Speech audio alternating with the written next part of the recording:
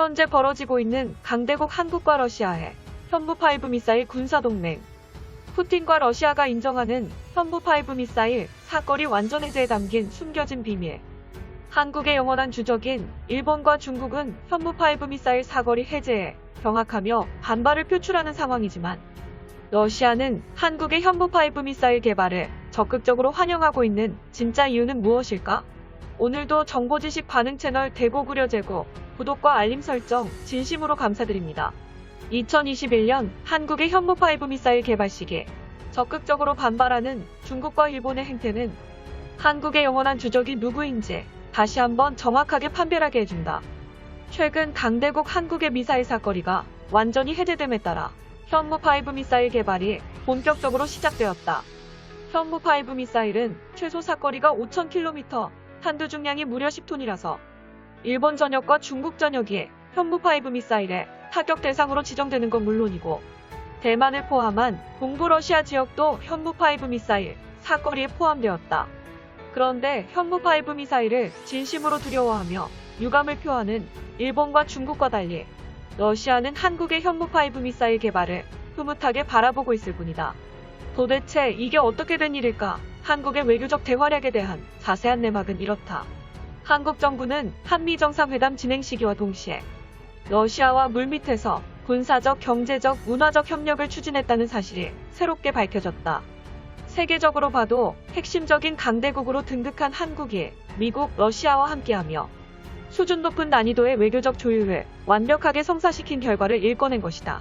한미 정상회담 시기 한국 정부의 의장은 러시아와 외교적 회담을 동시에 진행했으며, 우주 발사체와 미사일 로켓 엔진에 관한 기술적 협력 강화와 함께 러시아산 백신, 스푸트니크 V의 국내 생산 등 한러 간의 연대와 협력 공감도 동시에 진행되었다. 2021년 5월 한러 외교회담에서 볼로딘 의장은 이렇게 발언했다. 한국과 러시아는 두 국가의 주권을 강력하게 존중해야 하며, 러시아의 푸틴 대통령은 한국에 대해 적극적으로 관심이 있고 서울을 방문할 의지가 강력하게 있다. 만남이 성사되는 순간 양국 간의 군사적, 외교적 관계가 훨씬 두터워질 것이라고 언급했다. 이어서 천연가스 개발과 북극 항로 개척에 한국을 중점으로 언급하며 경제적 협력 증진에 중점을 두었다. 러시아가 현무5 미사일 개발을 긍정적으로 바라보는 건 한국과 다양한 협력 체계를 구축했다는 사실도 있지만, 한국과 러시아의 공동의 주적, 일본과 중국의 논리 없는 외교 행태와 영토적 야욕이 가장 결정적인 원인이다. 2021년 현재까지도 일본은 러시아의 쿠릴 열도와 한국의 독도를 훔치려 드는 몰상식한 행동을 하고 있다. 문제의 원인은 역시나 한국의 고유 영토, 독도를 일본 땅이라고 우기는 방식처럼 러시아의 쿠릴 열도를 향한 일본의 영토 야욕이 주된 원인이다. 과거 일본은 러시아가 제시한 합의점을 일방적으로 깨뜨렸으며, 쿠릴 열도 전체를 일본에게 넘기라는 어이없는 요구를 푸틴에게 내놓았다. 러시아는 당연히 일본의 제안을 거절하고, 그로 인해 러시아와 일본의 관계는 더욱 악화. 당시 일본의 역대급 삽질로 인해 한국은 거대한 반사이익을 차지했다. 관계가 안 좋아진 러시아에서 철수한 일본 기업들의 빈자리를 한국 기업이 차지했으며, 새롭게 떠오르는 강대국 한국과 문화적, 경제적, 외교적 긴밀한 관계를 맺게 되었다. 불곰 사업으로 시작된 한국과 러시아의 군사기술력 공유는 전차와 장갑차부터 시작해 로켓과 미사일 등 다양한 분야에서 다채롭게 접목시키고 있다. 러시아군은 쿠릴 열도의 전차 부대와 미사일 부대, 전투기 부대까지 배치하며 일본을 폭격하는 훈련을 반복하고 있다. 이어서 한국과 러시아의 미래를 위협하는 적국인 중국은 겉으로는 러시아와 친해 보여도 중화 사상에 입각해 한반도와 동부 러시아 영토를 호시탐탐 노리고 있다.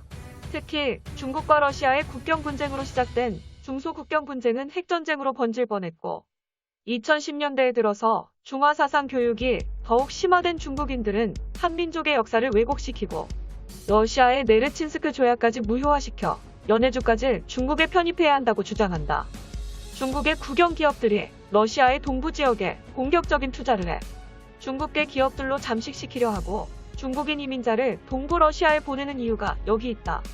이러한 행태로 인해 이번 현무5 미사일 사거리 제한 해제도 일본과 중국은 유감스럽다며 반발하지만, 러시아는 도리어 현무5 미사일 개발을 응원하고 있다. 일본과 중국의 영토 야육을 향해 러시아는 관계가 두터운 한국과 모든 분야를 협력하여 대항하고자 한다. 한국의 가장 결정적인 차이는 러시아를 향한 영토 야육이 전혀 없으며 군사적 대립도 전혀 없다는 점이다. 러시아 측은 한국이 일본과 중국을 현무 미사일로 압박하는 전략에 대해 상당한 호감을 가지고 있고, 천연 가스관 연결과 시베리아 철도 연결을 위해 한반도의 평화를 기대하는 국가다. 물류 이동이 가능하다면 철도의 연결로 동부 러시아로서는 경제 교류가 상당히 활발해진다. 일본과 중국을 견제하기 위해 연해주 개발도 그렇고 시베리아 철도로 유럽과 연결하는 것도 그렇고, 주변국 중에 유일하게 한반도 통일을 제일 기대하는 국가는 러시아라는 걸 모두가 인정하고 있다. 반대로 한국의 평화를 제일 반대하는 국가는 역시 일본과 중국이다. 러시아는 2035년을 목표로 북극 항로를 뚫는 LNG 쇄빙선 보유와 북극 항로 인프라 개발, 아크 프로젝트에서 일본과 중국 따위를 제외하고 강대국 한국을 세계에서 유일하게 초청했으며, 한국은 최첨단 선박 기술이 필요한 북극 항로 LNG 쇄빙선 분야에서 러시아의 수출 계약을 독점 수준으로 체결하는 데 성공했다.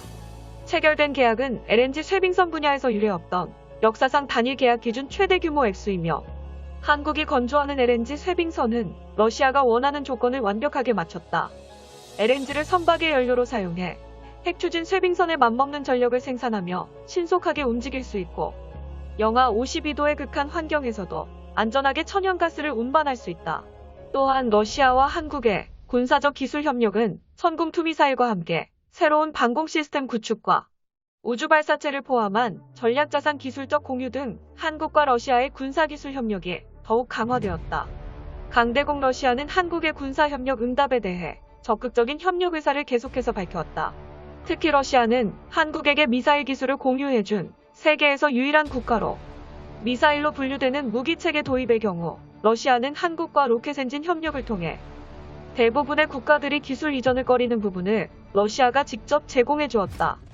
결과적으로 한국은 한미 정상회담에서 미사일 사거리 해체와 동시에 중국과 일본을 무시해버리고 러시아와 함께 독단적인 한러 회담을 추구한 이유도 여기서 나온다. 한국 정부는 영원한 주적인 중국과 일본은 아무리 외교적 회담을 추진해봤자 득될 게 하나도 없고 한국의 현무5 미사일 개발을 방해하는 방해물일 뿐이라고 판단했다. 한국은 이미 미사일 개발 제한이 완전히 풀려 사거리 5,000km 이상의 현무5 미사일을 보유하려 한다. 이어서 고슴도치 전략으로 불리는 상호 파괴 전략의 핵심 무기인 잠수함 발사형 대륙간 탄도 미사일 SLBM 미사일 개발과 함께 도산 안창 5급 잠수함의 윗단계인 핵잠수함 개발도 한창이다. 중국과 일본을 제대로 참교육할 기회가 왔다. 한민족을 올가맨 역사적 주적들을 박살낼 시대가 도래한 것이다. 한민족의 이익을 위해 한국과 러시아의 관계는 더욱 발전하며 군사적 분야에서도 협력하는 관계로 나아갈 것이다.